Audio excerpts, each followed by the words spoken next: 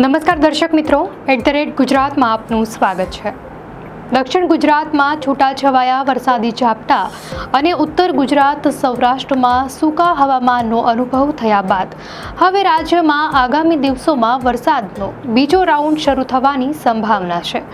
આ વરસાદી માહોલ પાછળ બંગાળની ખાડીમાં રચાયેલો લો પ્રેશર એરિયા જવાબદાર છે, જે સમુદ્રની સપાટીથી 5.8 કિલોમીટરની ઊંચાઈએ એક અપર એર સાયક્લોનિક સર્ક્યુલેશન સાથે સંકળાયેલો છે। આ સિસ્ટમ આગામી 2 દિવસમાં દક્ષિણ ઓડિશા, ઉત્તર આંધ્રપ્રદેશ અને સાઉથ છત્તીસગઢ તરફ આગળ વધશે, જેના કારણે ગુજરાત સહિત દેશના અનેક ભાગોમાં વરસાદી પ્રવૃત્તિમાં વધારો થશે।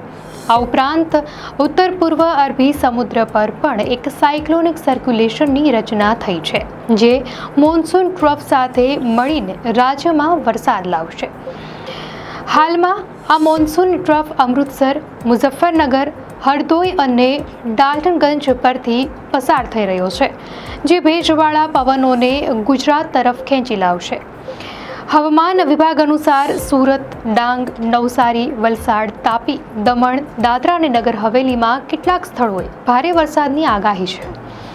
આ ઉપરાંત ઉત્તર ગુજરાત, મધ્ય ગુજરાત, સૌરાષ્ટ્ર અને કચ્છના મોટા ભાગના વિસ્તારોમાં હળવાથી મધ્યમ વરસાદની શક્યતા વ્યક્ત કરવામાં આવી છે, જેમાં બનાસકાંઠા, પાટણ, મહેસાણા, સાબરકાંઠા, ગાંધીનગર, અરવલ્લી, ખેડા, અમદાવાદ, આણંદ, પંચમહાલ, દાહોદ, મહીસાગર, વડોદરા, છોટાઉદેપુર, નર્મદા, ભરૂચ, સુરેન્દ્રનગર, રાજકોટ, જામનગર, પોરબંદર, જૂનાગઢ, અમરેલી, ભાવનગર, દ્વારકા, ગીર સોમનાથ અને કચ્છનો સમાવેશ થાય છે।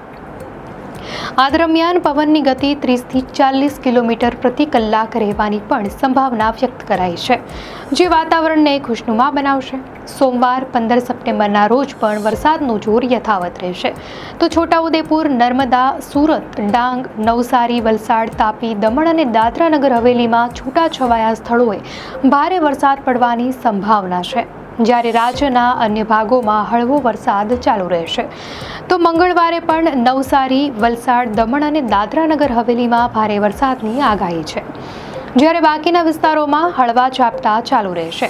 આગાહીઓ દર્શાવે છે કે આગામી 3 દિવસ સુધી રાજ્યના દક્ષિણ ભાગમાં વરસાદનું પ્રમાણ વધુ રહેશે, જ્યારે અન્ય ભાગોમાં હળવા વરસાદથી લઈને મધ્યમ વરસાદની સ્થિતિ રહેવાની છે। ચોમાસાની વર્તમાન સ્થિતિની વાત કરીએ તો ગુજરાતમાં સિઝનનો કુલ 108% વરસાદ પડી ચૂક્યો છે, જે સરેરાશ કરતાં ઘણો વધારે છે। જો કે પ્રવેશદ્વાર વિતરણમાં થોડી અસમાનતા જોવા મળી રહી છે। કચ્છમાં સૌથી વધુ 136%, ઉત્તર ગુજરાતમાં 118%, પૂર્વ મધ્યમાં 110% અને દક્ષિણ ગુજરાતમાં પણ 110% વરસાદ નોંધવામાં આવ્યો છે। આ આંકડાઓ દર્શાવે છે કે આ વિસ્તારોમાં ચોમાસું ખૂબ જ સક્રિય રહ્યું છે, પરંતુ સૌરાષ્ટ્રમાં હજુ પણ 7% વરસાદની ઘટ છે, જ્યાં સિઝનનો માત્ર 93% વરસાદ જ પડ્યો છે।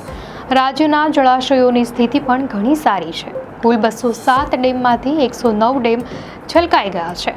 આમાં ઉત્તર ગુજરાતના 15માંથી 4, મધ્ય ગુજરાતના 17માંથી 9 અને દક્ષિણ ગુજરાતના 13માંથી 9 ડેમનો સમાવેશ થાય છે। કચ્છમાં 20માંથી 13 અને સૌરાષ્ટ્રમાં 141માંથી 74 ડેમ છલકાઈ ગયા છે, જે સૌરાષ્ટ્ર માટે રાહતની વાત છે। ગુજરાતની જીવાદોરી સમાન સરદાર સરોવર ડેમ હાલમાં 92% જેટલો ભરાયો છે, જે ખેડૂતો અને નાગરિકો માટે પાણીની સમસ્યાને હલ કરવામાં મદદરૂપ બનશે।